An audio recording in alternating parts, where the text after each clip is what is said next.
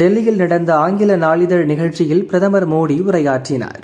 21ஆம் நூற்றாண்டின் கால்பகுதி கடந்துவிட்ட காலத்தில் நாம் இருக்கிறோம்.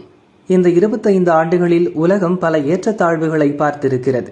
கொரோனா தொற்று, போர்கள், தொழில்நுட்பத்தால் ஏற்பட்ட சீர்குலைவுகள் போன்றவற்றை சந்தித்திருக்கிறோம். நிச்சயமற்ற தன்மைகளால் உலகம் என்று சூழப்பட்ட போதிலும் இந்தியா தனக்கென ஒரு தனி இடத்தில் இருக்கிறது. நம் நாடு தன்னம்பிக்கையால் நிறைந்திருக்கிறது. மந்தமான நிலையை பற்றி உலகம் பேசும்போது இந்தியா வளர்ச்சி கதைகளை எழுதுகிறது. நம்முடைய சக்தியின் பெரும்பகுதி நீண்ட காலமாக பயன்படுத்தப்படாமல் இருந்தது. அத்தகைய சக்திக்கு அதிக வாய்ப்பு கிடைக்கும் போது நம் நாட்டின் வளர்ச்சி தடையின்றி செல்லும். அப்போது மாற்றம் தவிர்க்க முடியாதது ஆகிவிடும்.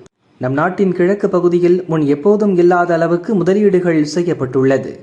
சிறு நகரங்கள், கிராமங்கள் கூட நவீன வசதிகள் கொண்டதாக மாறி வருகிறது.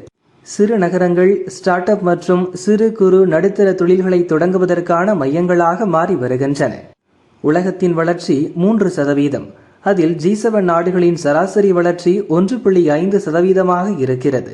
இந்தியா தொடர்ந்து வளர்ச்சி பாதையிலும் குறைந்த பணவீக்கத்துடன் இருக்கிறது.